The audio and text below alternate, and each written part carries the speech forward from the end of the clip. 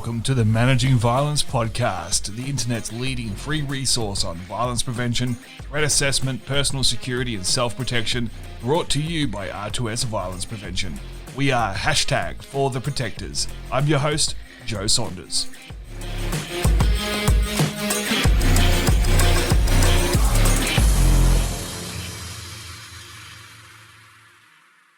Hello, ladies and gentlemen. Welcome to another episode of the Managing Violence podcast. I'm joined today by Rick Shaw. He is the author of the First Preventers Playbook and the founder of Awareity. We're going to be talking about all the things that get missed leading up to a violent episode and what we can do with that to hopefully prevent violence. Before I get to Rick, just a quick reminder, if you're in the UK or you're in Europe, make sure you check out violencepod.com/UK tour. I am going to be in the UK end of March, early April next year. The weekends are taken care of. The weekends are currently booked, so you've missed out on that. I'm going to be in Oxford with Mary Stevens. I'm going to be in Birmingham with Tommy Joe Moore, and I'm going to be in Cambridge with Mike Stilgo. So the weekends are taken care of. However, I am actively looking for martial arts clubs, private groups, professional groups, corporations, anyone who wants to hear me speak. I want to be busy every single day that I'm in the country. So if you are looking for someone to take over a martial arts class for you, you're looking for someone to give a keynote presentation, you're looking for someone to give a board briefing on workplace violence, I am at your disposal. Please check out www.violencepod.com/UK tour, and we will see what dates are available and we'll make it happen. I want to reach as many people in the UK and Europe as I possibly can while I'm there. So if you got any idea about how I can help, please reach out. Happy to do so. All right, that's the only plug for today. Check out our social media. Jump in the Managing Violence tribe on Facebook. It is going off at the moment. And make sure you have a look at the bonus content at patreon.com/Managing Violence. Here we go with Mr. Rick Shaw. I'm joined here on the Managing Violence podcast, brought to you by R2S Violence Prevention. And I am joined this morning with Rick Shaw. Rick, thanks for joining us. Nice to be here. Thanks for the invite. My absolute pleasure. Rick, I saw you present a webinar a few months ago now. We started chatting and thought you'd be an excellent guest for the show. Rick, you're the founder of Awareity and also the author of the First Preventers Playbook. But for those that don't know much about you, can you give us a quick snapshot of your background and your career to this point? Absolutely. So my background it goes a long way back to, if I go way back to sixth grade, it was actually when I first got involved with quote unquote preventing. Is and real quick story, but there was a sixth grade. I was in the gifted class, as I guess they called it. And we were in the same building with some of the special needs, special education kids. And there was a girl that was in the special ed class that, I don't know why, but people always liked to bully her, harass her, and things like that. And she would have seizures, and it was really scary for her, scary for kids and everything else. Again, I was in sixth grade at the time. And so I kind of stepped in and tried to keep the kids away from bullying her and stuff like that. Got some friends to help, got my teacher to help. We became first preventers. I just didn't know it at the time. But it was interesting because I learned a couple really important things, and it really has actually inspired me to continue to really focus on prevention. And that is, when we did that, there was an immediate return on prevention. And what I mean by that is that, it was kind of weird when I was in sixth grade because this girl, she wanted to chase me around and give me kisses. She thought I was her boyfriend. So that was fun. But we got to know each other, and we kept in touch all through the next 6 years of school. And then at our 25th reunion, I walk in and there's MJ. I call her MJ, and there's MJ, and she's married, and she's introduced me to her husband, gives me a big hug. And then we signed up on our reunion website, and I get birthday cards from MJ now. And so it really helped me understand how return on prevention is so much better than return on regret, for not taking those actions. And then as I was growing up and then got married, had a child, Columbine hit in 1999, and that really got my attention. It was a school shooting. My daughter was in school, not in Columbine, but in school. And it really got my interest. And so started doing research as to why these things weren't preventable or prevented. I found out most of them were preventable. So for the last 20 plus years now, I've been researching literally hundreds of incidents almost every year. And it's not just shootings either. It's bullying, it's suicides, it's human trafficking, it's abuse and other things. And so I really kind of went down that prevention rabbit hole as to figure out why do we almost always see the indicators were out there. And so that's kind of what drove my, and I won't go into much more detail at this point, but that's really what sort of, between my early experience and between the fact that these indicators were always there, I was trying to figure out what was missing. Why does prevention fail, even though we almost always see in the headlines and the post-incident reports that they should have been preventable?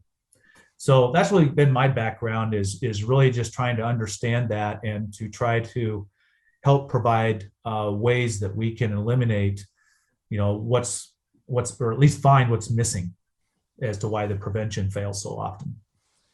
Yeah, and yeah, as you know, we're very big on prevention here, and obviously the incidents you prevent are the ones you don't have to recover from. So it's it's the dividends of prevention from an organizational level, from a society level, and also from the individual level, right? I mean, if you can prevent yourself being chosen as a target, then you save yourself a lot of money, a lot of grief, a lot of counseling, and a lot of trauma, let alone the potential negative effects if you didn't have an adequate response or recovery mechanism in place. So I'd be interested to dig deeper. You wrote a book called The First Preventers Playbook, which grabbed my attention. That was the first thing that I wrote down when you were giving your webinar that I was watching. I thought that's such a great title for a book, because we talk about first responders a lot, but first preventers, like take us through that concept. What is a first preventer? Yeah, thanks. Glad it caught your attention too, by the way. I was hoping to do that. But yeah, no, it took me back again, kind of what I explained with my previous, my early stages, is that, but we always know who our first responders are, right? And we always know who, like, is the manager of the emergency management team, or the law enforcement, like the chief, or, those kinds of things. So we know who leads first responders. But when I started thinking about the prevention side of things, it was like, okay, so who's preventing? Because oftentimes, and especially when we start getting into some of the shootings and things like that, we find out that some of these individuals were known, they were well known, they may have even been monitored by law enforcement. But the problem, or the challenge, it's not really, I mean, it's a problem, yes, but the limiting challenge is that first responders, for the most part, especially law enforcement, really can't do anything until there's a crime. Well, by the time there's a crime, a lot of damage can be done. And so that's really what got me thinking about, well, something has to happen before responding. We just can't respond fast enough anymore. Maybe we used to, but today, unfortunately, the bad guys, if they want to do a lot of damage, they've got their own playbooks, unfortunately, that they follow also. So anyway, that's kind of what got me started, was we needed to have like offense and defense, not just defense. Because if we're always on defense, if we're always responding, if we're always reacting, not only is that overwhelming for a lot of people, but like you mentioned, I mean, the consequences, the cost, the long-term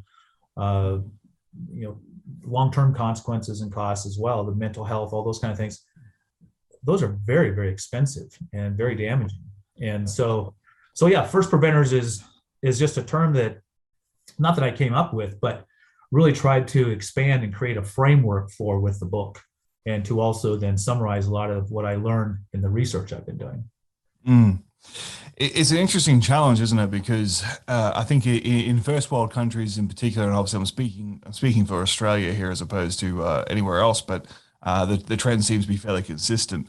When you have a well-developed, robust, and relatively trustworthy law enforcement apparatus that you can rely upon, people tend to outsource their safety, right? They tend to assume the police have got it. The police will deal with that. Someone's going to call 000 or 911 or whatever the number is in your country, and Right. and it'll be taken care of. And I don't have to do anything, say anything. I don't want to get involved. Not my problem.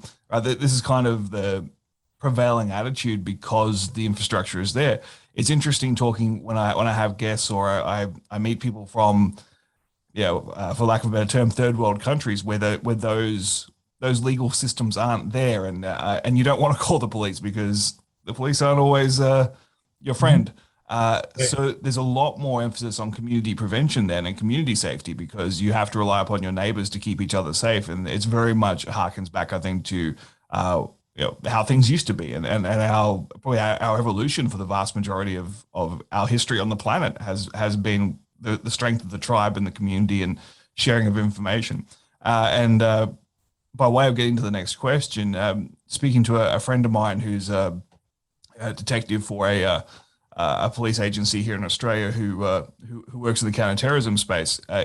It's one of the biggest frustrations they have is that they can have someone on a watch list and have dedicated surveillance, and can have dedicated resources for that one individual or that group of individuals, and they may know that there's an attack coming, and they may know that there's a plan, and they may know that there's a certain number of people involved, but until they have adequate evidence, they can't act because otherwise, if they act too soon, the whole thing scatters. They have no charges at stick, and you haven't prevented anything. It's just moved somewhere else, and now you got to find it again. So it's that finding that right timing of when do you intervene versus when do you wait and watch. And sometimes you watch too long, and the attack happens. Sometimes you go too quick, and you don't achieve anything. And that's the eternal frustration for them, is knowing something's going to happen, but not having enough information to be able to escalate to the next stage. And I know to lead into what I know you're going to talk about is how do we connect those dots, and how do we find those dots? How do the police and law enforcement agencies and so on that are going to be responding, where do they get those dots from? It's going to be from the community, right? Exactly. No, absolutely correct. I mean, the community, and and back to your point about third world countries and law enforcement and things like that, even, like not just in the United States, but where I'm from, the United States, some of the defund police, I mean, there's a widening gap of trust in some areas with law enforcement too, even when it's present. And even like I say, not in a non-third world country, if you will, but yeah. So back to your community comment, is that the community almost always, and like I said, I've been studying these failed prevention now for 20 plus years. Almost always the community has the pieces of the puzzle, the other dots, if you will, if we're connecting the dots, but they have those other indicators that law enforcement may not have. So law enforcement typically might have, like you said, they might even be on a watch list. They might be aware of them. They might be aware of some things, but unfortunately what we find out in the post reports often is that the rest of the information was out in the community. People had more than enough information where they could have stepped in earlier. They didn't have to wait for the crime to occur. But there's so many, I call them GSDs, so many gaps, silos, and disconnects in our communities. Some are unfortunately created, by, for example, incident reporting. So a lot of those indicators are going to come in from incident reports. People observing these concerning behaviors, suspicious activities, whatever. But what we're finding is, what the research is revealing is that in many cases, people did report the indicators, but they might have reported it to a school or a business or a department, a trusted adult, someone that each of those ended up being silos. And so those silos that information isn't getting brought together to be connected with what law enforcement knows. Because law enforcement, I'm not knocking them at all, but sometimes they don't share information as well either. So the information sharing is the big problem. And there's privacy and all other kind of barriers, but the problem is that not only are there's multiple silos, but I mentioned incident reporting. We've got hotlines, we've got text lines, we've got apps, we've got emails, we've got websites, we've got, and most of those options, and then there's local and state and federal or, different levels of incident reporting hotlines too. Most of those go to silos. They don't all go to the same location, those indicators. And so again, that's another big problem we found, is that we're sort of dividing or scattering our dots right out of the chute. And it makes it very difficult sometimes to put those dots and those pieces of the puzzle back together to see that bigger picture so we can act sooner. Mm-hmm. And so that's really one of the areas that I focused on, with First Preventers as well, the whole framework is not just being a first preventer as a person, but how do we start bringing all these dots together on a community-wide and even a regional or even wider net potentially, because of social media and things like that. How do we start bringing all those dots together in a trusted way? And so you're right, that's a huge challenge. But the thing is that now that we've been doing it for a few years, we know it's actually possible to accomplish it.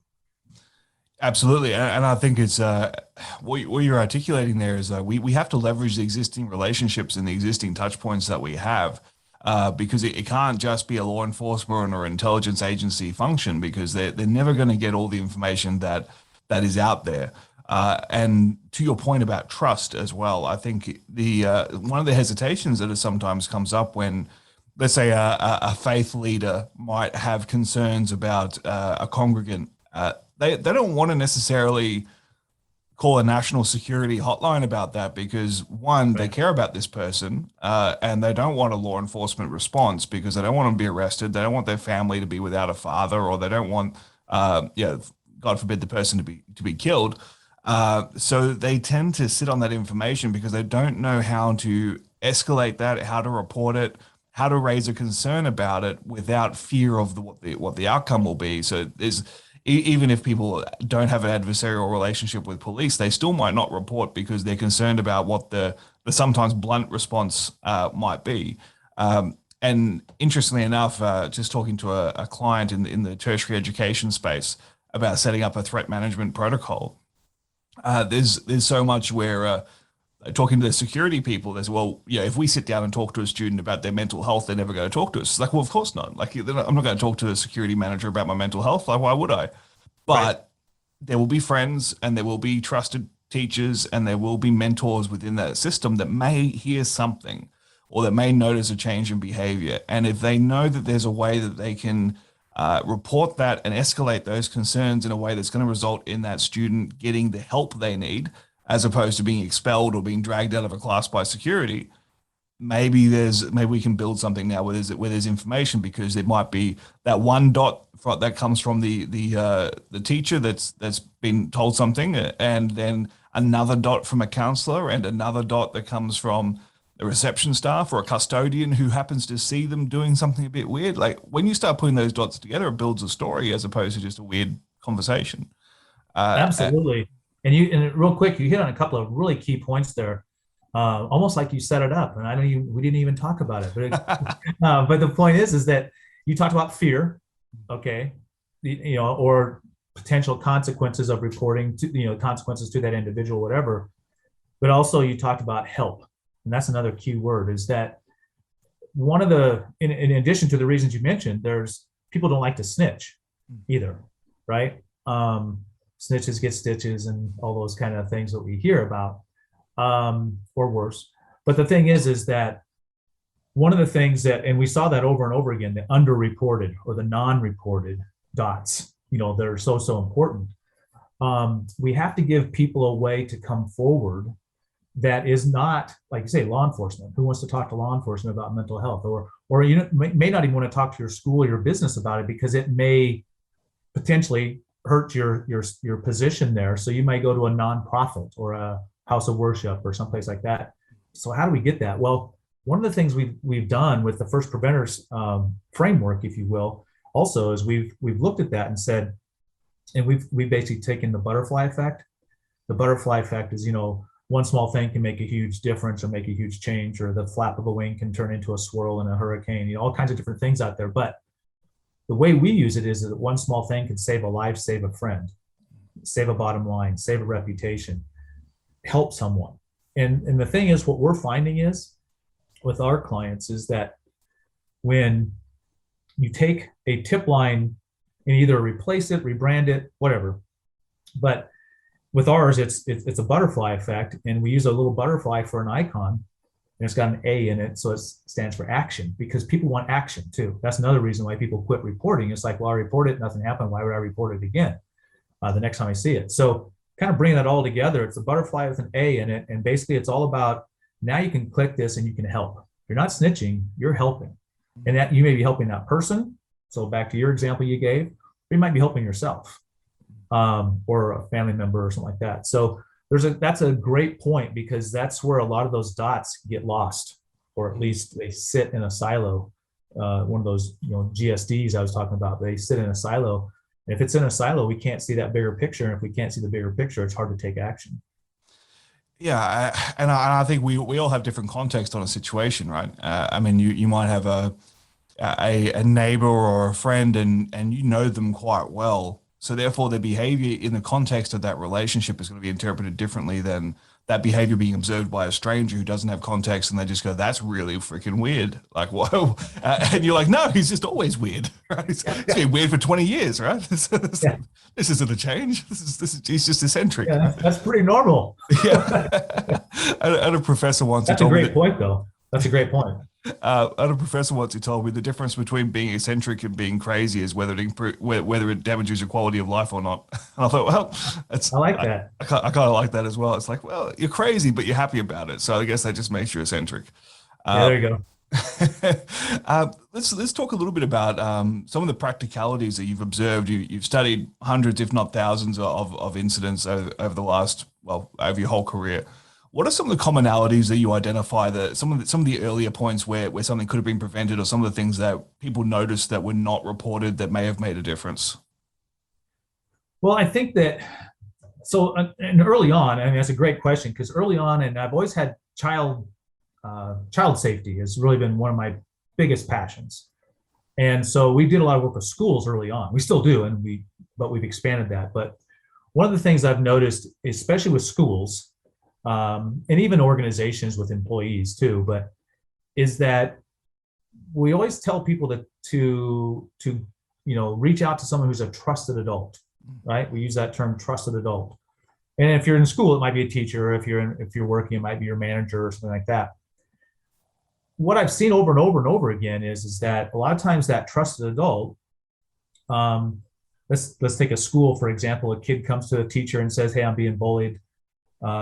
The teacher in that classroom basically addresses it, talks maybe to the bully, but thinks they handled it, right? And they tried, they did their best, absolutely, not knocking them. But what they don't see, that trusted adult, what they don't see is what happens after that kid leaves that classroom, when that kid is, walking home or on a school bus or online or whatever the case may be. And so that piece of the puzzle that trusted adult has stays there, because they think they fixed the situation, when in reality, they had a piece of the puzzle that needed to be connected with other pieces of the puzzle. And it's the same thing with adults in a workplace, a lot of times too. Maybe they tell a supervisor, they tell a coworker, they tell a manager, they tell the HR director or whatever, and that person may have fixed it, but what they don't see is the bigger picture. So I see that a lot. Where, the protocols that we're following are sort of outdated, if you will. And again, they lead to being, scattering the data or not getting people to come forward with it in some cases. So that's some of the problems I've seen over and over and over again, some of the commonalities. The other ones are just, you do tell HR and it goes into the HR system. It doesn't get shared with anybody else, or security system or law enforcement, those kind of things, where these dots are getting placed into systems thinking that, and they're being documented, which is great, but they're not being shared. So the really big common thing, without getting, to a whole bunch of detail that would take hours, I don't want to do that, but, is the information sharing. That's what's really, really getting or leading to a lot of failed preventions. And I should say the lack of information sharing. And, that's just because the reasons I just talked about, but also there's things about privacy. There's things about, that don't want to get somebody in trouble.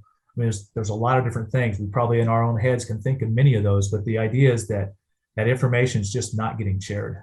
And if it doesn't get shared, whether it's the example you gave of law enforcement, or if it's the threat assessment team within an organization, they just can't take action. And one more thing that's another commonality that I've seen is, a lot of times training is great. Don't get me wrong, we got to have training, but I think there's almost too much we're placing too much value almost on it in the end result value, I'm saying, meaning that we think that if we trained a threat assessment team, we're ready to go.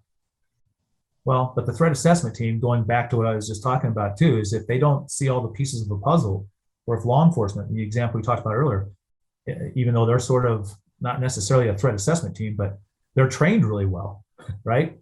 And threat assessment teams can be trained really well. A surgical team can be trained really well. But if they all don't have the right tools to do what they need to do, in this case, share information, they fail. We get, I don't want to say lucky, because we do prevent a lot of incidents, and that's fantastic.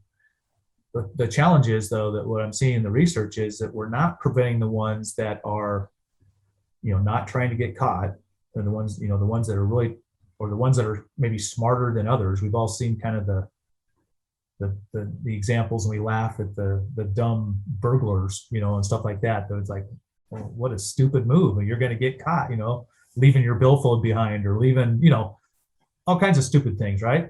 Well, we do catch them, but it's the more intelligent attackers that we're not catching, but they can do the most damage, and that's why it's so important for this information sharing to actually be improved upon.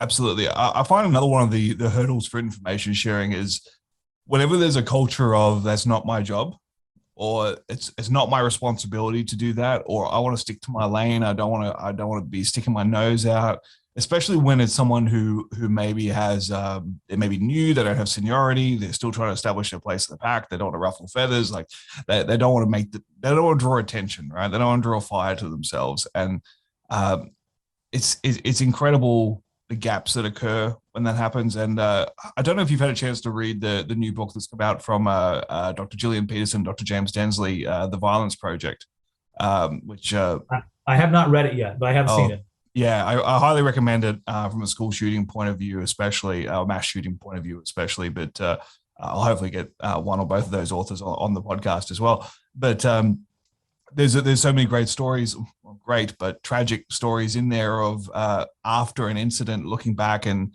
the number of teachers that said, oh, I knew, or I saw something, or I could have done something, but they escalated it through whatever channel was available to them. To your point, the tools were not there for that information to be collated and, I guess, assessed appropriately. And it's fine to have a threat assessment team that are well trained, or a security team that's well trained, but if they don't have the information to be able to action, and that information is not readily accessible, and no one knows how to contribute to it, and no one knows how to make sense of it, well, what was the point, right? It just becomes colloquial. If I happen to catch you around the water cooler and that incident's still bothering you, and you happen to tell me about it, then we find out about it. It's a lot of maybes to be able to stop something that is potentially life-changing, tragic event. But there's a bunch of things I want to kind of touch on real quick. Is that so like at GSX, Global Security Exchange Conference that just got done, we presented down there, myself and Jason Destine, but Jason talked about, he did I think it was the Police Foundation is who actually did the report, but it was an averted school shooting report, and there was 161 or 162 examples. Wow. What was amazing, though, and these are information they've collected from schools that they averted a bad situation. What was interesting was that, like, I think it was like 130 or more of those 160 total were averted in the day of or the day before. Mm-hmm. And it was, and a lot of the day ofs were guns jamming and things like that. I mean, it was, I don't want to say luck, but it was luck. I mean, it was, and luck, it's good to have luck on your side, don't get me wrong, but it's not a good strategy to have on your side. So interesting that you bring that up, because like I say, it's a lot of times it's sort of that last minute. A lot of the preventions are last minute because something goes your way, or a kid does run and say to somebody and says, hey, somebody's got a gun. But that last line of defense can also be very easily not the last line of defense. I mean, they can get around that. We've seen that over and over and over again. So preventing earlier on and getting all that information beforehand is so critical, because a lot of the books I've read out there, and I haven't read this one and I want to, but they talk about like the pathway to violence, right?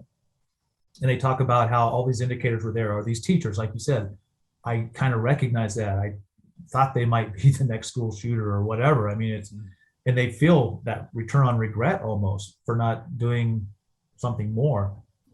But what I've tried to do in my research too is just to look at things, you know, really differently, saying, well, if there's a pathway to violence, then there's a pathway to prevention.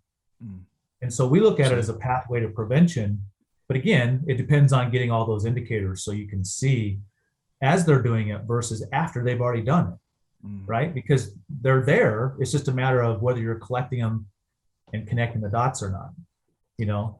And so, so that pathway to prevention is what we call it, because I think if we can get people, like I say, it's sometimes just a mindset, whether you're snitching or helping, whether it's a pathway to violence or a pathway to prevention, and really trying to get people on board to know that, oh, there's a pathway to prevention, not just a pathway to violence, you know. And if, once we get the people seeing that, it can be it's almost like I mean, it's not just that. You still have to have all the tools and everything, but it's getting people on board to see that it's possible and that they can make a difference. Yeah, and I think that just trying to educate people about what they're actually looking for, and this is a concept that I've just started playing with recently. I haven't really I haven't really been able to validate it yet, but it's just an interesting idea that's sort of been stuck in my head. And that is that when we're looking at mass casualty events, whether it's terrorism, whether it's a school shooting, whether it's a mass stabbing, which still happens in countries that have tight firearm regulations like that. If you ask the general public to look for signs that someone is homicidal, most people have no idea what a homicidal individual looks like. Right? Their version of what a murderer looks like is very much informed by Hollywood, and therefore they're looking for someone who is psychotic. Or someone who I don't know is dragging the corpse of a family pet behind the car. Right? They're looking for very overt. This is weird, right? Someone who's already in an intense crisis. But it's interesting with mass casualty events. There seems to be a massive overlap with suicidal tendencies as opposed to homicidal tendencies.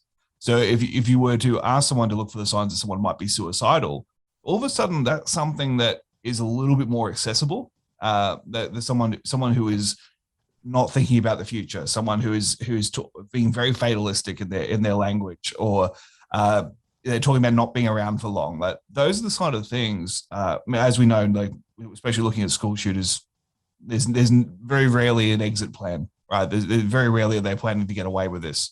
It's nearly always a suicide mission. But just giving people some tools on these are the kinds of behaviors that should be raising flags. And again, coming back to what we started talking about it with a focus on help as opposed to enforcement. If so, like school shooters typically need help. They don't necessarily. I mean, some sure, absolutely. That boat might have sailed already. But there's by and large, I mean, we get it early enough. These kids need help. You're exactly right, and you know it kind of ties in with there's been a tremendous focus over the last 20 years that I've been studying this, that like the Secret Service and the FBI here in the States, and then there's other international organizations as well. There's the psychiatry associations and others out there too. But there's been a real focus on what is the profile of a mass shooter, right? And to your point, maybe rather than looking at it from what are the signs of a quote unquote shooter to what are the signs of someone who's suicidal. I mean, to your point, that makes a lot of sense because rather than, because there is no profile of a mass shooter. I mean, that's what they keep coming back and telling us at the end of their research that they do. And so that really kind of got me going too. It's like, well, if there's no profile of a shooter, now there are some common behaviors and indicators, absolutely, but there's really no profile. But I started looking at this. So what's the profile of a failed prevention? Okay, because those are two different things, but they work together. And when you start looking at prevention, it's not just about shooters. It's definitely about people who are suicidal. It's about bullying. It's about, the abuse, trafficking, all kinds of things like that, right? Because the pathway to prevention is like 6 stages, and I can talk about those in a little bit. But the idea is that if we can get people looking for indicators that of people that need help, to your point, um, there's many different situations I've studied over the years where, yeah, the shooter is basically saying, "Can someone just help me here before I go do this? If you're not going to help me, then I'm just going to go do this," type of a thing. Same with suicide. We've seen, really, really sad situations where people are basically putting on social media, "I need help," in signs they've made it. Yeah. They've made themselves, I should say. And nobody's come to their, to help them. And so if we can get people, and I know we can, and that's kind of that butterfly effect, it's all about helping, right? If we can help get people to look for people who need help, then before they get to that point, that violence, escalation, that kind of pathway to violence or whatever, whether it's against others or themselves, we can intervene. We can disrupt that pathway, if you will. And real quick point on bullying, because bullying it's a common thing that a lot of the shooters will reference, like in their manifestos and things like that. I mean, pretty much people who do those kind of things, they have some sort of grievance, right? And then that grievance turns into, it starts boiling or whatever inside of them, and then they have ideations and preparing, planning, and then whatever.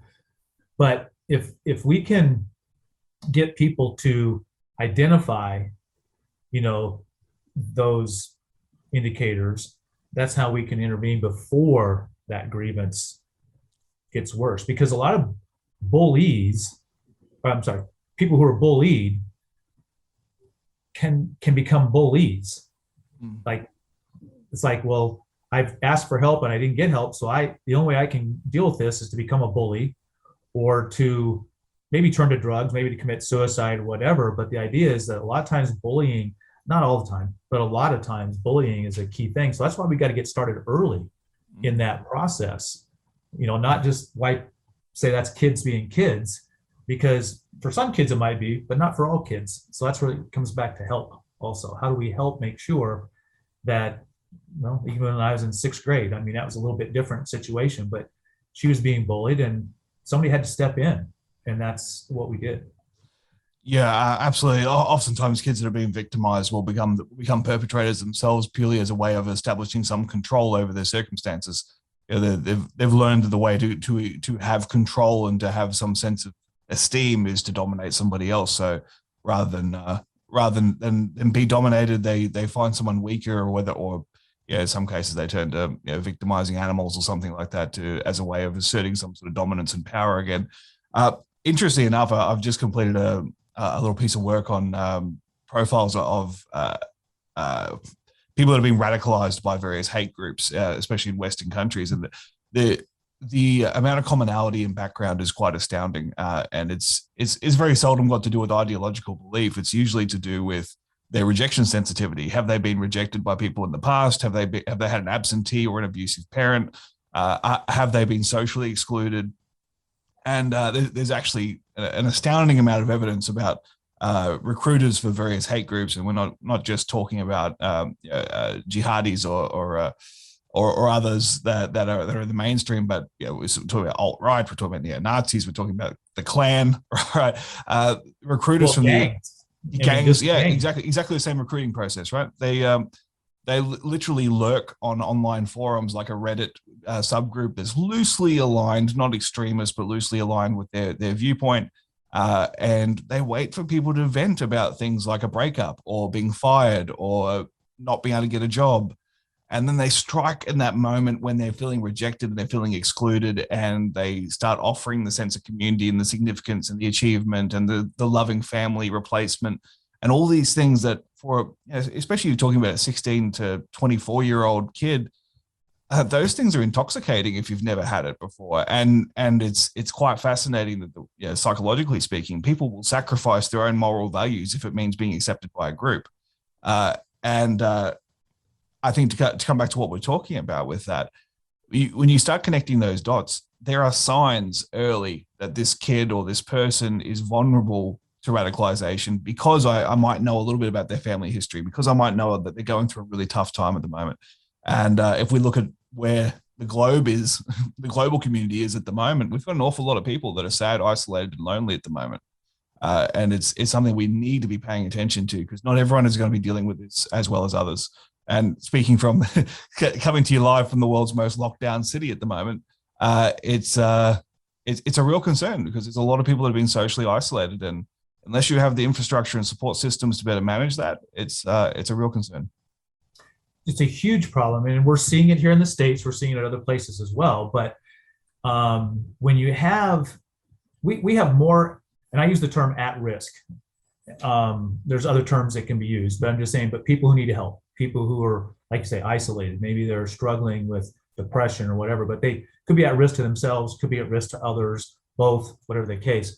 But we've got globally more at-risk individuals right now, mostly because of COVID but not all, because there's other things related to that with politics and all, masks and vaccinations and all kinds of things, right? So there's lots of grievances for people to grasp onto, and there's lots of at-risk individuals who are looking for something to grab onto. And so it's a huge problem right now. And then we're seeing it here when people do like return to quote unquote normal. It's not really normal, but return to getting back out there again, then it can lead to a lot of clashes, or violence or whatever. It can also lead to things like, we talked about gangs and terrorism and all, but also like human trafficking. That's really a big, huge problem as well. And again, it sounds good to some of these kids that, wow, someone will care for me, take care of me, give me money. And then they just become a slave. And it's really sad. So no, you're exactly right. I mean, there's so many people out there, and that's why, not to harp on it, but I mean, it's so important that organizations and communities have the right tools to be able to, because we were barely keeping up before all this, right? I mean, think about the last 20 years and all the incidents and stuff that I know I've studied, you've heard of, everything else, and you studied as well. But now it's like there's so many more at-risk individuals out there and so many more grievances that we need something to really not isolate, but identify is the word I'm looking for, to identify these people who need help. And then we got to get them help. It reminds me, we're working with a school system right now that has done some really cool things with truancy with kids, missing school, right? Because some of them might go join a gang, some of them might be on the street, some of them, whatever, if they're not going to school. And they've done some really, real cool things to, instead of making truancy, they used to talk about sort of grab these kids and bring them to class, almost like they're penalizing them almost, right? Or penalizing them for not being in class. Now they've really, this city and this community we're working with in the school system, they've really reversed that whole thing as to, how do we help them? Back to that help word again, right? How do we help them? Do they need clothes? Maybe they're not coming to school, they don't have any clothes. Maybe they don't have any, food. Maybe they don't have a ride to get to school. Maybe their parent has gone or left or was in jail, and it's really trying to identify those people who need help so that we can get involved early on to get them reconnected in a good way versus, as you just mentioned, getting maybe reconnected in a negative way or a violent way or some other not so good way. Yeah, agreed. And we keep coming back to the same theme, which is we need to help each other, right? If we're in a position where we have access to information, or we have concerns over someone, it's our duty. I mean, this show, our hashtag is for the protectors, right? If we're serious about protecting people, it can't just be about going to the range and putting some lead down the line. Like it can't. That isn't. Sure, that's a subset of protection, maybe, but there's so much more that we can do every single day to protect vulnerable people, and a large part of that is sharing information, and it's about keeping our eyes open and not being complacent about what's happening around us. It's identifying signs of human trafficking or modern slavery, and and recognizing that the slavery doesn't look like people chained up in a field anymore. It might be someone working at a 7-Eleven, right? Like it's all those Right. things we need to be aware of. By way of rounding out our main interview before we go to the bonus section, I'd just like to give a platform, I guess, for some practical tips. So I guess some starting points for anyone who's in a responsible position, whether they're a faith leader, a teacher, a school administrator, or whatever. They're in an organization. They want to try and build a framework so that we can connect more of these dots. What are some of the practical things they can do to get started? Well, I think that, I mean, you can certainly go and do all your own research, okay, which is probably not suggested. But get in touch with someone, like myself, like you, whatever, but to someone who's been doing this for a while. And certainly I would uh, shamefully, or maybe non-shamefully, say go to firstpreventers.org. Firstpreventers.org is a organization, it's a nonprofit organization where we're all about trying to help people and help schools, help organizations, help communities, but to give them that framework that you identified or you mentioned, because it's not just adding another hotline. It's not just, putting in a threat assessment team. It's not just doing some training. It's not just telling somebody what the indicators look like. Because most people, again, I haven't seen hardly, I'm not sure I've ever seen a post-incident report where there weren't enough indicators that people did observe and did document. That's not counting all the things that weren't documented, right? But so the key is to basically get a first preventer / helping framework in place and make sure that it's equipped. Make sure you equip your people with the tools to actually, and I mentioned earlier the pathway to prevention. You really need to understand that. So if people don't understand, if they're a leadership position and they really don't understand what the pathway to prevention is, again, I recommend firstpreventers.org or Awareity.com, one or the other, but because we spell that out, or my book, I spell it out in the book as well. But it's really all about, assessment is really like the second or third, however you want to number it, phase of this pathway to prevention. Before that, we have to do all that collecting, we have to do all that funneling, we have to do all that sharing, we have to do all that, because otherwise, if that information doesn't happen, or if those steps don't happen, then the threat assessment team, who has primarily been put in place to help get things moving, they can't take any action. So that's the biggest thing I see over and over again is that, we've got the incident reporting, we've got the threat assessment team, but we're missing in the middle here, we're missing big time in the middle there. And then not just after that, but then how we start connecting all the dots with all the resources so that, this pathway is just a continuous circle, really, because once an at-risk individual is maybe identified, it could be an ex-employee, ex-student, whatever, they don't really go away. The risk may not go away, especially if they still have these grievances and they're still going to try to have, pay somebody back, if you will, or get somebody back, or join a gang, or join, some terrorism group or whatever. So again, I think that if you are a leader, you really need to really understand what the pathway to prevention is and really understand how to get that in place in your organization or your community, or both, really. Yeah, well said. And to your point, don't reinvent the wheel, right? You're a specialist in what you do. If you need advice in this, it's more than a quick Google search. Let's get someone in who is a legitimate expert to help you get it started. Doesn't mean you have to pay someone to be an in-house contractor, but at least get you started on the right path so that you can marshal your resources accordingly. Rick, just on by way of closing, I highly recommend everyone check out your First Preventers Playbook, the book, firstpreventers.org, awareity.com. Make sure you check out those resources. Rick is a wealth of knowledge. He does a lot of guest speaking, a lot of webinars at the moment. So if you have an opportunity to sit in and learn from Rick, it's highly recommended. I stayed up to an really unsociable time of night to make sure I checked out one of his webinars. I think it was that was darn nice of you, because that was the Africa one, wasn't it? Yeah, I did it. Yeah, you got an American talking to an Australian via Africa. So I mean, these are the lengths we go to expand our professional knowledge. But we connected the dots, Joe. We connected the dots. The internet is good for that, for sure. All right, Rick, I know you're going to stick around and do some bonus questions, but for those that are leaving us here, thank you very much for your time, and all the best with your future work. Thanks, everyone. Thank you once again to Rick Shaw for a fascinating interview around Awareity and the First Preventers Playbook.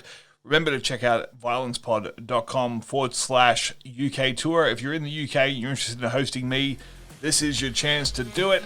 violencepod.com/UK tour. All right, I am going to be back next time with Bill Duchesne, who is the Director of Training at Gavin DeBecker and Associates. You don't want to miss that one. It's a great episode. I look forward to talking to you next time.